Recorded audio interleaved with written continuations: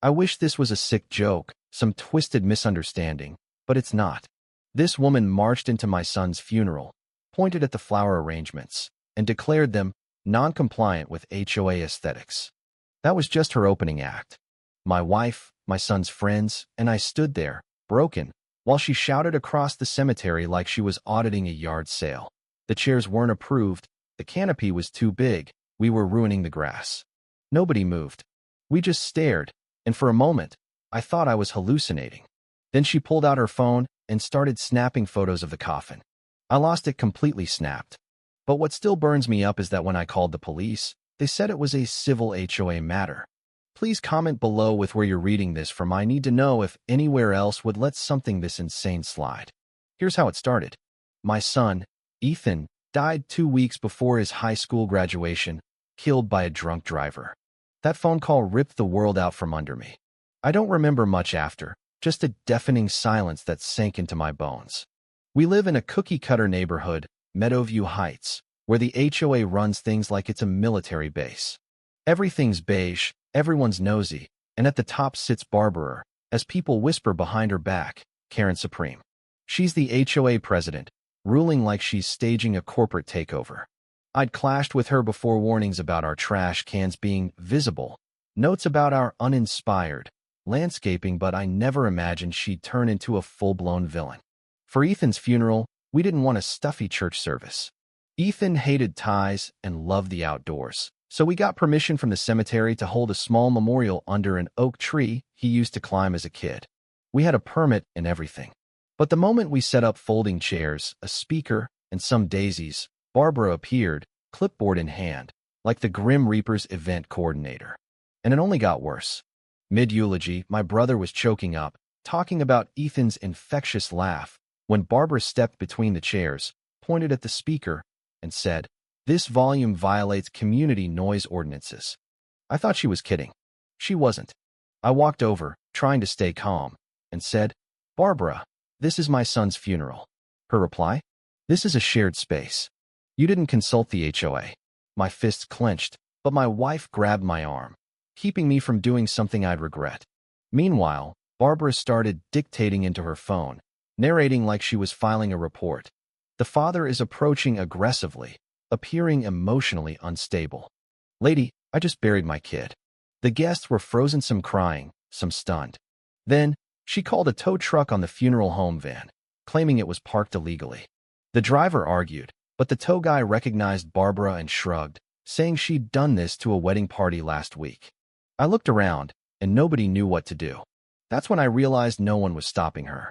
So, I called the police, stepping away from the service to the cemetery's edge, hands shaking, and told them everything: how this woman was harassing mourners, disrupting a funeral, trying to tow the hearse. After a pause, the dispatcher said, "Is this within an HOA jurisdiction?" I said yes. "Then it's a civil matter, sir. Take it up with the HOA board." I stood there, mouth open, Ethan's coffin 10 feet away, and they're telling me to file a form. I walked back to find Barbara sitting in one of our chairs, legs crossed, flipping through the funeral program like she was rating it online. She looked up and said, "You should have followed proper channels. This could have been avoided." Something in me broke, not grief, not rage, something colder, sharper. She thought she was untouchable, and if no one else would stop her, I would. That night, I couldn't sleep. Her voice looped in my head, proper channels. She crashed my son's funeral, humiliated us, and got away with it, acting like I was the problem. So, I started digging, not for revenge, not at first, just to understand how she could do this. Turns out, Barbara's HOA reign was a house of cards. She bullied people with fake legal notices, unenforceable threats, but nobody checked because they were scared. Her power was all perception, smoke, and mirrors. That's when I realized I didn't need the police or proof he needed to flip the script. Ethan used to say I had dad's superpowers, quietly fixing chaos without anyone noticing. It was time to use them. I played defeated, emailing Barbara politely, thanking her for clarifying the HOA's role and promising to be more mindful. She replied in minutes. "Glad we're on the same page," smiley face, classic narcissist. She thought she'd won. Then, I went door to door, not to rant but to listen, asking neighbors, "Has Barbara ever overstepped with you?" The stories poured out. Fines for aggressive wind chimes. A dog reported for barking during a video call. Even the mailman saying she tailed him for parking too long. Every house had a Barbara horror story, but nobody fought back, too busy with jobs, kids, lives. Who wants to fight over mailbox paint? But I had nothing left to lose and a funeral she tried to ruin. I couldn't just confront her she'd twisted into harassment. Instead, I planted seeds, quietly, strategically. First, I volunteered for the neighborhood beautification committee. Barbara, thinking I was broken, gave me access to HOA event calendars, vendor contacts, even her notes. That's where I found it. Her annual HOA garden gala, a backyard Met Gala with hors d'oeuvres and rose, planned under the same oak tree where Ethan's funeral was held. No permit, no approval, just a smug note. Gala site secured. HOA privilege, no pushback. I stared at it, then smiled. I had her. I waited, letting her plan her gala while I worked. At the cemetery office, I asked if Barbara had a permit for her event under the oak tree. The clerk blinked. There's an event. Bingo. I didn't rat her out yet. Instead, I reserved the space for the same date, explaining it was for Ethan. The clerk nodded and booked it officially. Next, I made simple flyers. Memorial picnic for Ethan. All welcome. BYO chair, BYO story. I handed them out quietly to neighbors, saying, no pressure. Come if you remember him. Turns out, Ethan was loved, mowed lawns, walked dogs, always waved. People wanted to come, not just for him, but to show Barbara she didn't own everything. The gala day arrived, blue skies, soft breeze, birds chirping. I got there early, setting up under the oak tree with chairs, a picnic blanket, Ethan's photo, and a speaker playing his favorite playlist, classic rock mixed with quirky indie. It was just me and my wife at first, then neighbors trickled in, families, people I barely knew, even the mailman with a six-pack and a hug.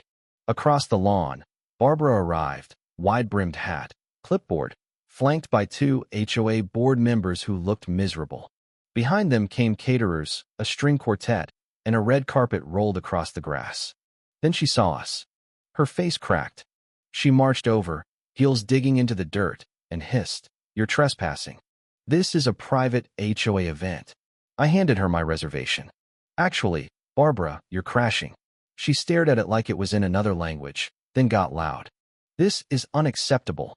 You can't hijack community property for your personal grief." The crowd stiffened. Someone muttered, "Oh, hell no." I stayed calm. "Funny. That's what you did at Ethan's funeral." That silenced her for a moment, but she pivoted.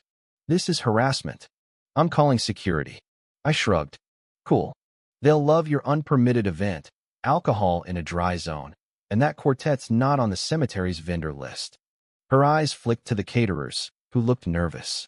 A violinist started packing up. Then the cemetery manager arrived, looked at both events, and said, "Only one of these is booked properly. The rest need to leave." Barbara tried to argue, but the manager cut in. "This land's city-owned, not HOA. You're trespassing on a permitted memorial." Barbara's mouth opened, closed, opened again. Her board members stepped away, suddenly interested in their shoes. Then Mr. Chun, a quiet neighbor, walked up, phone in hand. "I've been recording since she tried to cancel the violinist." Barbara went pale. He turned to me. "Want this footage?" I nodded. "For the scrapbook." That broke her. She screamed about lawsuits, vendettas, manipulation, tried to knock over the speaker, missed, and nearly tripped on the blanket. Someone clapped, then more, until the whole crowd applauded, not for her, for Ethan. Barbara stormed off, heels stuck in the grass, knocking over a tray of appetizers and nearly taking out a board member. Nobody helped. She reached her Lexus, flustered, mascara smudging, and sped off. The crowd turned back to the tree. Ethan's playlist kicked in, his favorite song blaring. People laughed, shared stories, passed sandwiches. What started as a memorial became a rebellion against everyone Barbara had bullied. After that day, the neighborhood changed. People talked memorial conversations, not just waves. The next HOA meeting was packed.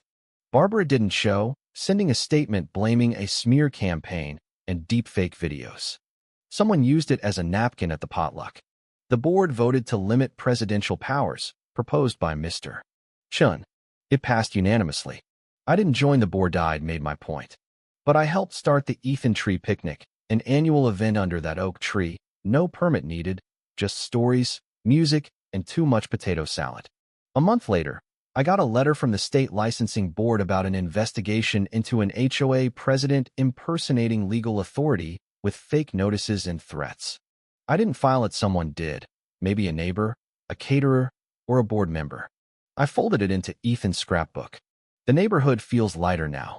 Kids play without noise warnings. Porches are decorated freely. That oak tree's thriving. At the last Ethan picnic, I laughed full, unguilty laughter, because grief doesn't mean silence. It means remembering loudly, together. Barbara is still here, but quiet. No clipboards, no threats. Her Lexus hasn't moved in weeks, and her garden's always wilting. Funny how things fade when nobody's scared anymore. She stormed my son's funeral, but I turned that storm into a celebration. No courtroom, no fists, just creativity, heart, and a community that said, enough. Check out more stories like this, and let me know in the comments. Where are you reading from? And what's the worst HOA nightmare you've seen? I'm just glad I fought back.